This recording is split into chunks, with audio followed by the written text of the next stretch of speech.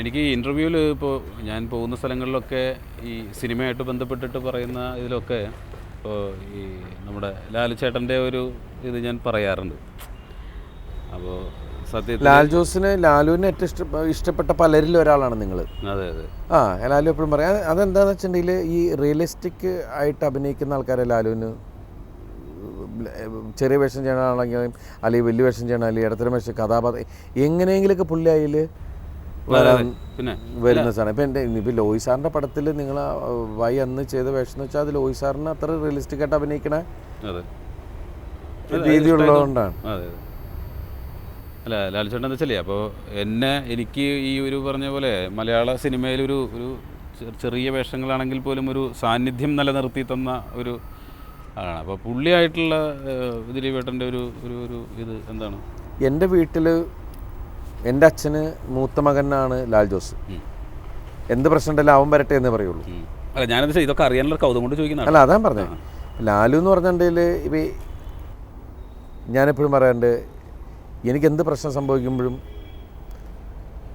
നിങ്ങൾ മാത്രം മതി എനിക്ക് എന്ന് പറയുന്ന പോലത്തെ സംഭവങ്ങൾ ഞാൻ പറയാറുണ്ട്. അല്ലെങ്കിൽ നിങ്ങൾ എന്നെ മനസ്സിലാക്കണം. എനിക്ക് പുള്ളിയുടെ അടുത്ത് മാത്രമേ ഞാൻ ക്ലാരിറ്റി ചിലപ്പോൾ കൊടുക്കുള്ളൂ. പിന്നെ ഞാൻ മനസ്സിൽ കാണുന്ന വേറെ കുറച്ച് ആൾക്കാരുണ്ട്. എന്നുവെച്ചാൽ പൂർണ്ണമായിട്ടും നിങ്ങൾ എന്നെ തെറ്റിദ്ധരിക്കാൻ പാടില്ല എന്ന് പറയുന്ന ഇതുണ്ട്. പിന്നെ അല്ലാണ്ട് സിനിമയിൽ നിന്ന് വന്നിട്ടതിന് ശേഷം എനിക്ക് അല്ലാണ്ട് കുറച്ച് ആൾക്കാരുണ്ടായിട്ടുണ്ട്. ഒരു ജ്യേഷ്ഠ സ്ഥാനത്തോ ഗുരു സ്ഥാനത്തോ കാണുന്ന കുറച്ച് ആളുകൾ. അവർ കാരണം എൻ്റെ വളർച്ചയിൽ അവർക്കൊക്കെ പങ്കുണ്ട്.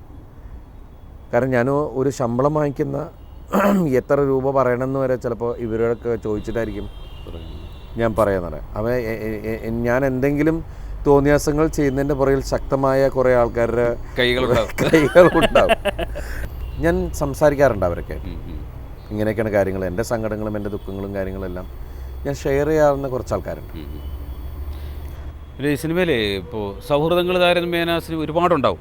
പക്ഷെ എന്നാലും നമുക്ക് അത്ര ഒരു ഭയങ്കര ഡീപ്പായിട്ടുള്ള സൗഹൃദം ഒക്കെ ശരിക്കും സൂക്ഷിക്കുന്നുണ്ടോ? ഡീപ്പായിട്ട് ഞാൻ 110% സിൻസിയറാണ്. പക്ഷേ പല അവസരങ്ങളിൽ നിന്ന് നമുക്ക് മനസ്സിലാവുന്നത് ഒരു സ്വാർത്ഥ താല്പര്യങ്ങൾക്ക് വേണ്ടി സൗഹൃദബന്ധത്തേക്കാൾ എനിക്ക് മനസ്സിലാവുന്നില്ല ആ ബന്ധങ്ങളുടെ അവസ്ഥ എന്താണെന്ന്. ഇപ്പം നമ്മൾ വളരെ അടുത്ത ആളാണ് എന്ന് ചിന്തിക്കുന്ന ആളുകൾ പെട്ടെന്നാണ് ഒരു സമയത്ത് തിരിഞ്ഞ് വേറെ വഴിക്ക് നമുക്കെതിരെ വന്ന് നിൽക്കുന്നത്.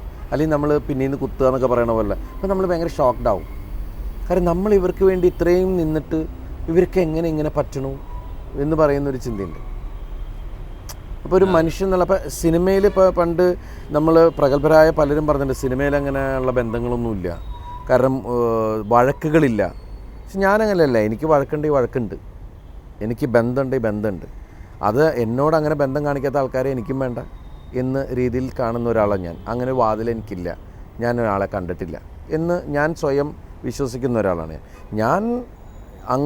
ഞാനിപ്പം ബായിയോട് സിൻസിയറാണ്. ഞാൻ 110% സിൻസിയറാണ്. ഞാൻ ആ സിൻസിയറിറ്റി തിരിച്ച് പ്രതീക്ഷിക്കും. അത് എനിക്ക് കിട്ടിയില്ലെങ്കിൽ എനിക്ക് പിന്നെ നിങ്ങളായിട്ട് ഒരു കമ്മ്യൂണിക്കേഷനും ഇല്ല. ഞാൻ നിങ്ങളെ കാണുമ്പോൾ ഇത്രയുള്ളൂ ബന്ധം. നിങ്ങൾക്ക് എന്ത് സംഭവിക്കുന്നത് എൻ്റെ വിഷയമല്ല. അല്ലെങ്കിൽ എൻ്റെ മനസ്സ് വേദനിക്കും. ഞാൻ നിങ്ങൾക്ക് വേണ്ടി നിൽക്കുന്ന ഒരാളായിരിക്കും. അതെൻ്റെ സ്വഭാവത്തിൻ്റെ വിഷയമാണ്. സിനിമ എന്ന് പറയുന്നത് ഒരു സമയമുള്ളൂ, നിശ്ചിത സമയമുള്ളൂ. ഓരോ സിനിമയും ഓരോ മെഷീനാണ്. ചിലപ്പോൾ ഒരു 60 ദിവസം അല്ലെങ്കിൽ ഒരു സിനിമ അത് കൂടി പോയാൽ 100 ദിവസം ഓടും, 150 ദിവസം 200 ദിവസം എത്ര ദിവസം ഓടിക്കോട്ടെ. പക്ഷെ അതിനേക്കാൾ അപ്പുറമാണ് ഒരു ബന്ധങ്ങളും എല്ലാം. അത് ലൈഫ് ലോങ് ആണ്. ഇത് നിശ്ചിത സമയമുള്ളൂ. നിശ്ചിത സമയത്തേക്കുള്ളൊരു സ്വാർത്ഥ ലാഭത്തിന് വേണ്ടി ഒരിക്കലും ഞാൻ നിൽക്കില്ല. അതെൻ്റെ സ്വഭാവമാണ്. അത് എനിക്കത് ആൺ സുഹൃത്തായാലും പെൺ സുഹൃത്തായാലും അവർക്കൊരു പ്രോബ്ലം ഉണ്ടെങ്കിൽ എന്നോട് സിൻസിയറായിരിക്കുന്ന അല്ലെങ്കിൽ ഞാൻ ഇഷ്ടപ്പെടുന്ന ആൾക്കാരാണെങ്കിൽ ഞാൻ അവിടെ ഉണ്ടാവും. ഇല്ലെങ്കിൽ പിന്നെ ഞാനൊരു സുഹൃത്താന്ന് പറഞ്ഞതിൽ ഒരർത്ഥമില്ല. അവിടെ എനിക്ക് എൻ്റേതായിട്ടുള്ള കാര്യങ്ങൾ മാത്രം എന്ന് ചിന്തിച്ച് ഞാൻ മാറുമ്പോൾ ഞാനൊരു മനുഷ്യനല്ല. അങ്ങനെ ചിന്തിക്കുക. അപ്പോൾ എൻ്റെ സെൽഫിഷ്നെസ് ഉണ്ട് അതിനകത്ത്. എനിക്ക് വേണ്ടി മാത്രം ഞാൻ ജീവിക്കുമ്പോൾ അതിന് അർത്ഥമുണ്ടെന്ന് ഞാൻ വിശ്വസിക്കുന്നില്ല. നിങ്ങളുടെ സന്തോഷം എനിക്ക് കാണുമ്പോഴാണ് അതിന് വേറൊരു സന്തോഷം തന്നെയാണ് കിട്ടുന്നത്. അതിന് ചിലപ്പോൾ കോടി കൊടുത്താൽ കിട്ടില്ല. അങ്ങനെ ഒരുപാട് ആൾക്കാരുടെ പ്രാർത്ഥനയും കാര്യങ്ങളും ഉള്ളതുകൊണ്ടായിരിക്കും നമ്മളിങ്ങനെ ഒക്കെ പോകുന്നത്.